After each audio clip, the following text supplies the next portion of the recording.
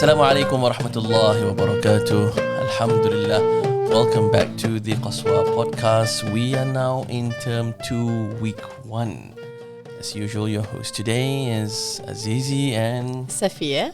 So Alhamdulillah, we apologize that we went on a hiatus after week 6 last term. Yes, it's been very busy with Coffee and Dates, our new cafe that Qaswa started. Yep. Alhamdulillah, thank you very much for all your support. I think the first opening weeks was great, and then we had a bit of a lull during Ramadan. Understandably, yeah. And then after Ramadan, it picked up, and we're seeing good numbers these days. Alhamdulillah. Alhamdulillah, we hope for your continued support. Yeah. When you drop your children, maybe that's an opportunity for a brunch date, maybe, or a lunch date. We've added more tables because I think for the past few weekends, the primary complaint is that it's impossible to get tables between 8:30 to 1:30 on weekends. So we've added more tables. Understandably, today it's a bit cold. We've been discussing about adding an outdoor heater and blankets, so that you can enjoy your hot coffee in your sizzling shakshuka under a nice heater outdoor. Inshallah. So last term we ended in the month of Ramadan. And so we didn't get to talk much about Ramadan, but I think we did our Taraweeh together. Yes, and how Qaswa always wants to do our Taraweeh is we always want to have that space welcoming for children. Yeah. We always want children to have very good memories of Ramadan, that Ramadan is filled with, joy and fun and meeting up with friends and staying a bit late at night playing. We want them to learn how to pray and learn the adab of the masjid and of people praying too, but we also want them to have this memory in their mind that, when Ramadan comes, there's a spark of excitement, there's a spark of joy, that that this is a very, very special time of the year. I think it is important that we provide alternative ways to have fun as Muslim, wholesome fun, because a lot of parents we talk to and they talk to us, they're troubled by how their children are excited over Christmas, but you see the build up towards Christmas, the decoration, the shopping malls, and everything. Even the school starts singing carols and so on. And if we don't provide an alternative, then that's where children go like, Christmas is fun. Islam is all about halal, haram. I have to do this. I can't do that. But the reality is, Islam provides a great avenue for us to have fun, and we need to put in that extra effort to make Ramadan fun for our children. And we see that, I think, in our own daughters.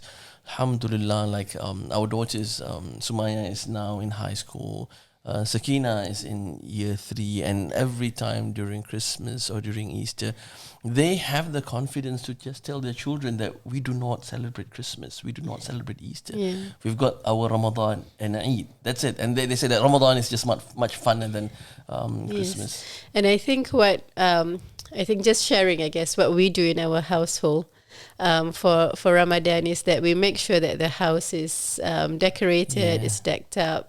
We involve the children in the decorations, and that's also another part of why Qaswa sells Ramadan and Eid decorations, because we want children to have that, to see that, there are a lot of pretty things that we put up in our house because, like a special guest is coming, and, Ramadan is coming, and Ramadan is here. We want to have that space beautiful. And then we do a lot more of things together, like cooking together or preparing iftar together, and, just having more Quran or more zikr and things like that. Just that togetherness as a family, and then bits and pieces of course, like treats and things like that. And for Eid, we have we would always make sure that we'll do something that the children enjoy. Traditionally, in our I think a lot of cultures during Eid we go after the Eid prayers, we go visiting Yes. to people's houses, and sometimes that's not quite fun for children, especially if in those houses there isn't kids the same they are age. the same age or kids they know. Yeah. It becomes quite a chore being dragged from one house to another house. So how we would do it is we make sure like the Eid Salah and the brunch after that is fun. That there is like treats for children. Like we had fairy floss at our Eid prayers, which was very much of a hit. We had coffee and dates having live station. Yes, we had For coffee. That's more for the adults. Yeah. But I think it was much needed Yep. coffee. But after that, we did something that's become a family tradition, where we will go and have ice cream with our children. And now the Qaswa crew So joins it's us. growing. It started just me and Sumaya, and then me, Sumaya, and you, and then now we have, I think, this year we had 17 people and so joining us for our ritual ice cream after Eid prayer. We take the ferry from South Perth jetty to Elizabeth Quay. We have ice cream, and then after that, we can do visiting. So we're not saying that visiting in our family is not visiting. It's not important, but we try and balance between what we need to do and what the children want to do and have fun. Even with fasting, I think. What you did, what you started with Sumaya back then was when she couldn't fast yet, and one of the rules is that you have to pray 5 times a day before you're allowed to fast in Ramadan. And Alhamdulillah, our daughters, they really want to fast, so they make sure that they'll tell me, Sakina will tell me, make sure you wake me up for Fajr because I want to fast. So this year she started fasting a full day, but last year because she wasn't praying 5 times a day yet, Fajr was a bit of a struggle, so she didn't qualify to fast. She was in year 2 last year. She fasted half day, but in reverse. Instead of starting it in the morning, she starts fasting after lunchtime. After lunchtime. So from lunch until iftar. So she gets a bit hungry, she gets a bit thirsty. Now iftar together with the family becomes meaningful for her. And Rasul sallallahu alayhi wa sallam said, لِلصَّائِمِ farhatan. For a person that is fasting, there are 2 happiness. One is farhatun inda al-iftar, and another one is farha, the happiness during iftar. And another one is farha, or happiness when meeting Allah. So we want our children to experience that happiness even during iftar. Yeah. So even for Salma now, she's 5. But what we do is we just tell her that you're fasting now, and it's only like half an hour, 45 minutes before iftar. But just that 45 minutes of not drinking water just makes her mindful of actually that she's fasting, and it does make her quite proud that she's fasting. She's fasting, and that she did not eat or drink in that 45 minutes. It's about self-control. Teaching children that you can control yourself. You can wait for that 45 minutes. You can wait for that hour. It's delayed gratification. For me, I think this Ramadan, the challenge is I've never been bothered with not having coffee in Ramadan, but this year, because I am making coffee, I smell the coffee every morning. So that was a challenge. For the first 3 to 4 days, I was like, I wish I can have coffee. I'm making coffee for others. But it's interesting because, we get people coming in and they're asking why is it quiet? Last week it was full. Why is it quiet this week? So we get to explain to the non-Muslims in the community saying that, this is Ramadan, it's our fasting month. And they go not even water, not even long black. No. How do you survive? You're making coffee for us and you're not having coffee. And I said, it's just, I'm telling myself, I have control over coffee, and coffee does not control my life. And some of them is wow, that is strong. I said, that is willpower. It's about self-control. It's about self-restraint in the month of Ramadan. Do you want to talk about our Taraweeh? How we did our Taraweeh? Yeah, so every year now for the past 4 years we would. This is our 5th Ramadan. 5th Ramadan, So we would. So how we do Taraweeh is that we want children and families to come to our Taraweeh. They are very much welcome with open arms. So how we do it is we have 8 raka'ah. But what we do is we have Isha, and during Isha prayers, we invite all children to come and pray with us. Yep.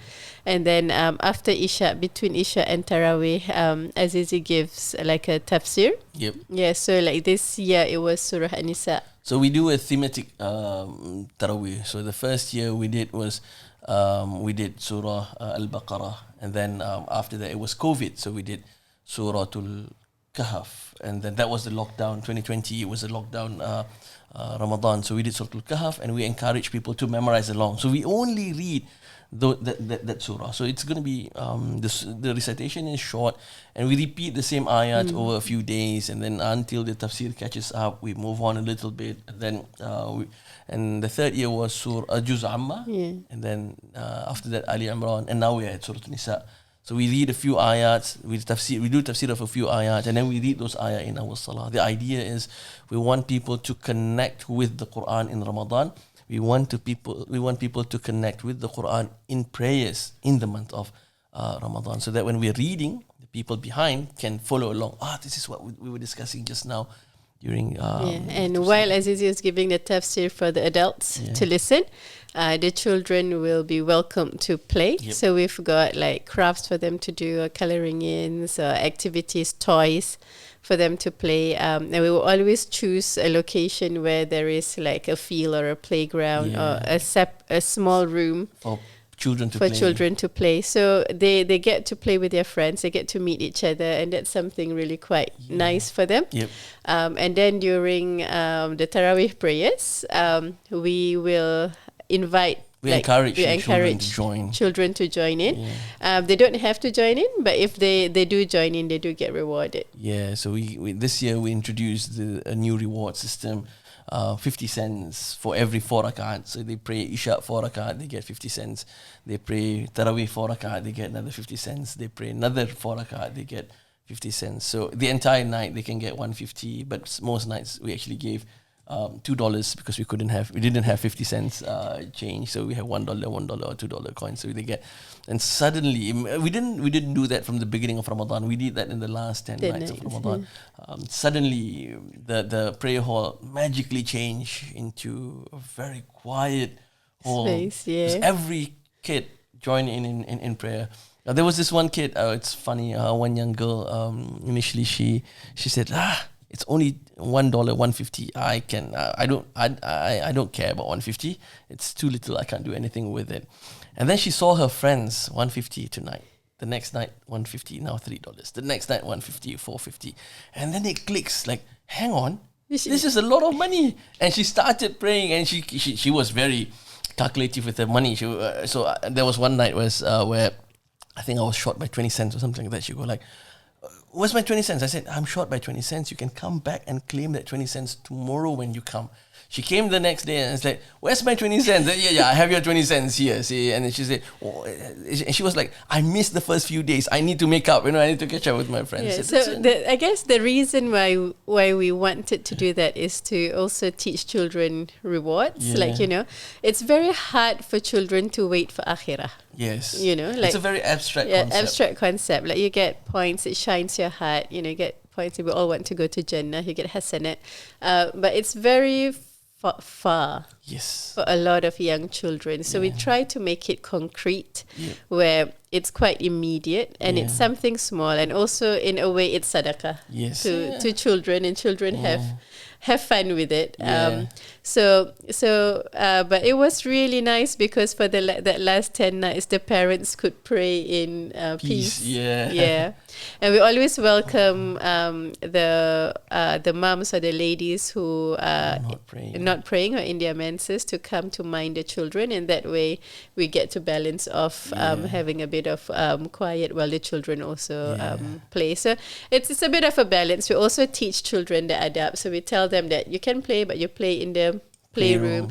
You don't talk where the prayer is happening. You don't walk in front of people who are praying. So it's a balance. I think we want children to be around us during Taraweeh, but at the same time we also want the adults to be able to pray. I think we need to credit special mention to some of the young ladies who actually helped out minding the children. Even though they couldn't pray, they still came Sumaya and her crew, Sumaya, Salma and Salma, Mira. Mohdar, and Mira. So they came most of the nights, not every night, because some nights it's hard for parents to come and send and so on. But most of the nights they came, whether they're praying or they're not praying, they came and just help out with the kids. Alhamdulillah. Good job for them. Kudos to them. All right. That's already, I think, 15 minutes of introduction. This is a very long introduction. Do we want to get into what we discussed with our students today? Yes, yes. So today we touched on, on Ramadan and just talked about the month of Taqwa. And with the younger children, we just went through more of like, why is Ramadan important, and also like, the feeling of compassion to other people, and also a feeling of taqwa, being mindful. Yep. So with the children, the young children, we talked about how Allah could see us. So how do you explain mindfulness to children, young children? So basically, when we talked about mindfulness, we talked about Allah being able to see us, and but we cannot see Allah. So I told them to imagine a black ant, like a black household ant. They said, like, how big is that ant? And they said, like, oh, it's smaller than the nail of my little finger. Okay, now you imagine that you've got a small ant, and then you imagine that the ant, that black ant, is on a black rock. Is it easy to see that black rock? They go like, no, but can you see it still if it's the day? Like if you scrutinize it, say yeah. But imagine now the black ant on the black rock in the middle of the night, there's no lights. Can you see it? Then go like, no, but who can see it? So Allah can see it. So would Allah be able, if Allah could see that smallest thing in the middle of the night, do you think Allah can see us every day? Yes. Everywhere? In the whole day. So then we gave a lot of concrete examples. So like I said, like for example, if your mommy says you're not supposed to have lolly before dinner, and then slowly you take one and put it in your pocket and go to your room and gobble it up, and your mommy doesn't know, but who knows? It's Allah. So we need to. So I was telling the children that Allah can see us wherever we are. Yes. Allah can know whatever we do. In fact, Allah knows what we have done, what we are doing, what we are going to do.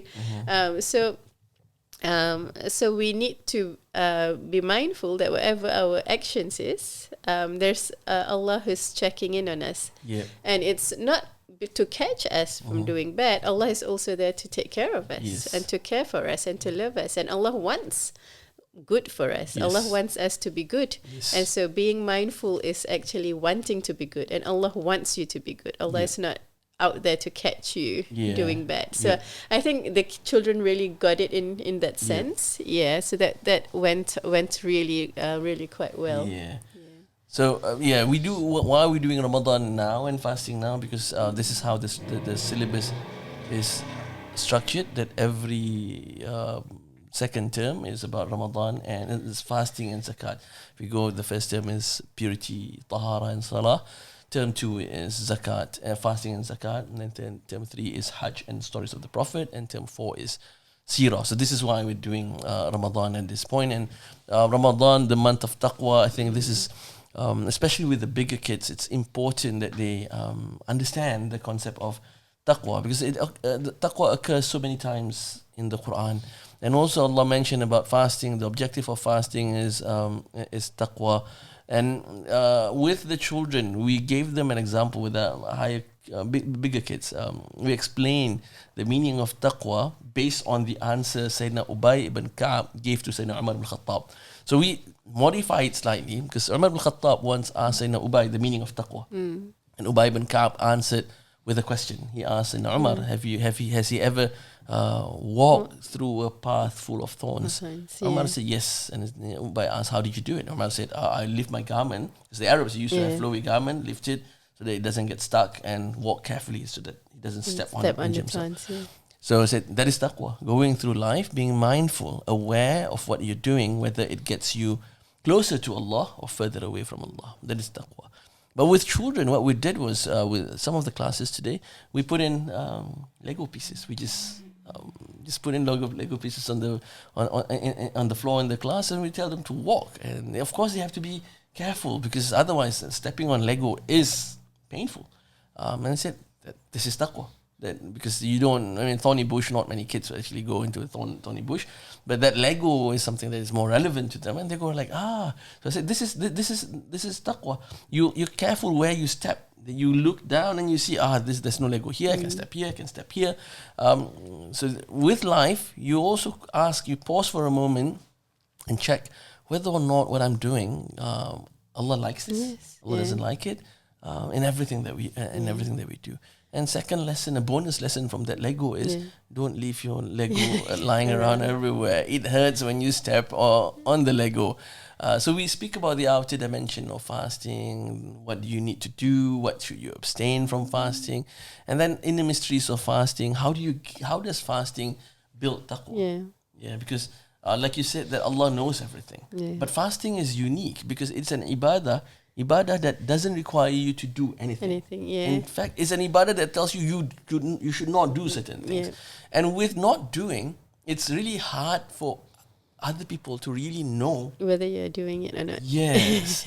So, I mean, people who go on diet, I mean, we've been trying, and we cheat. There's a study actually done by Michael Easter. He's the author of The Comfort Crisis. He said that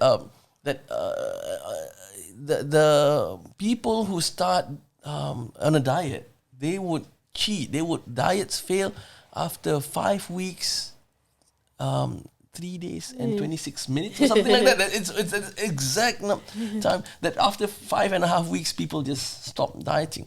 But when it comes to fasting, we don't cheat. Not even a drop of water. Yeah. We're so conscious of, can I use an inhaler, or can I use a nose drop or an eye drop or ear drop? So we're so cautious.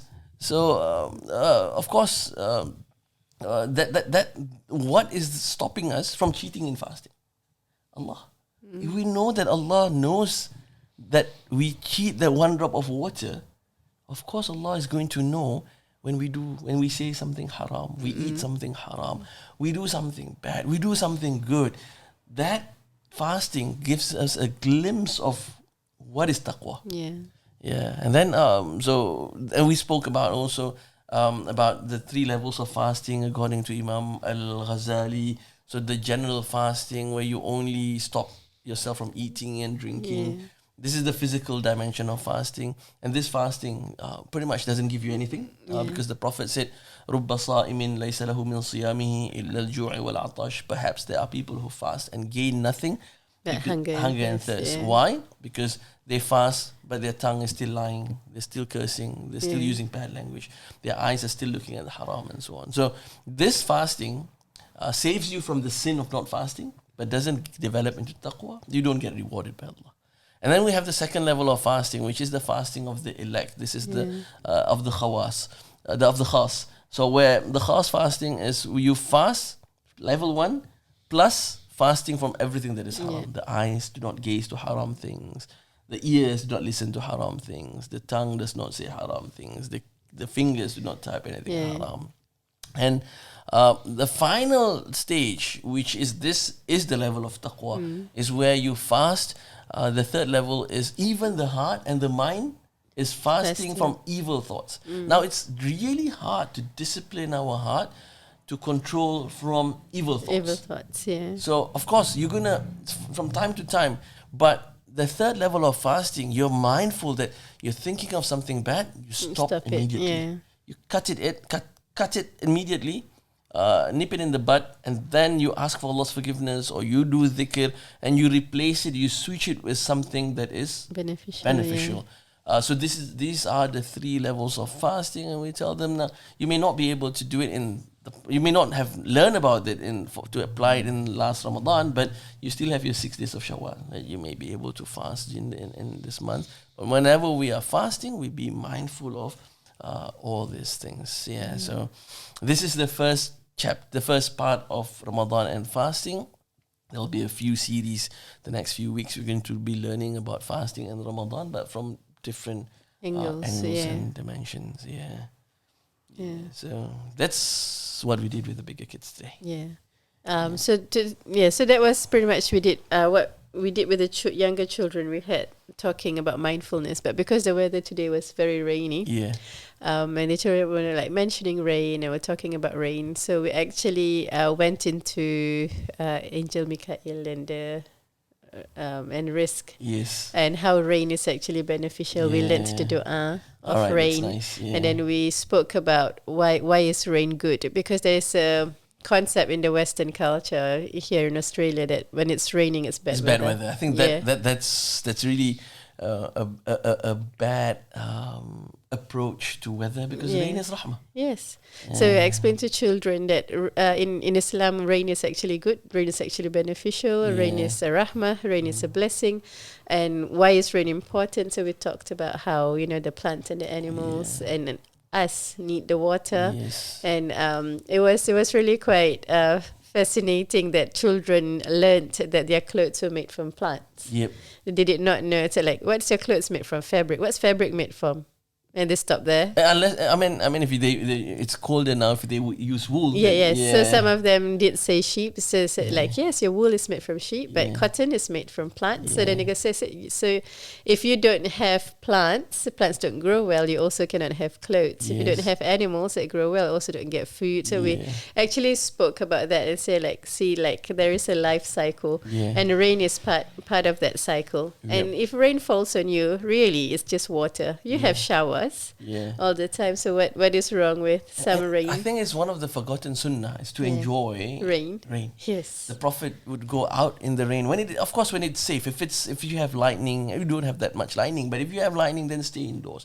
But when it is safe, one of the sunnah of the Prophet is that he would go out and just bask in the rain and enjoy the rain. So that was something I think that was really quite incidental, but I think was very good for the children to actually learn, and to we just wanted to teach the children that rain is part of goodness, part of risk that Allah has given us. So I think that's all that we'd like to share for this week. And another thing that I would like to add is the library books. So we do pre-primary to year 3s, as you know, they do get a folder that they take home. But a lot of children now have accumulated enough points to get prizes. So each folder has got a library log. So whenever a child reads a book, if they are younger, the parents will write the title of the book, sign it, and then at the back of the book there is points. There's a orange sticker with a number on it. So for pre-primary and year 1 children, if they get 30 points, they get a little card, and that card they can show it to a teacher who's minding the prize box, and they get a prize. For older children, the points are bigger, but year 4 and up, we expect them to come and borrow books on their own, and they will get rewarded, and they fill in their log at their own time. So if you can encourage your children, remind them to borrow books from the library, because as you know, the library came from the Qaswa Carnival money, and it's a bit of a shame if it's not utilized. So far it's utilized very widely for the younger children, but not many of the older children. The morning sessions, there's at least 20 children from year 4 to high school that comes and borrow, but again, we've got at least about 65 to 70 children in that age that we want to encourage. In the afternoon, the numbers are less than 5, so we want to encourage your children to read. So we do certain things here, but if you can encourage them at home, that would be really wonderful. And parents, also, great books for parents. There are good books for parents. You're most welcome to come in and borrow under your oldest child's name. And there's some books I think that which are really good books. Unfortunately, we don't allow borrowing, but you can read them while you're waiting for your children, and then just put them back in the library. These are the Al-Ghazali books. Ghazali books. All right, so that's all for this week. Inshallah, make dua that we are consistent.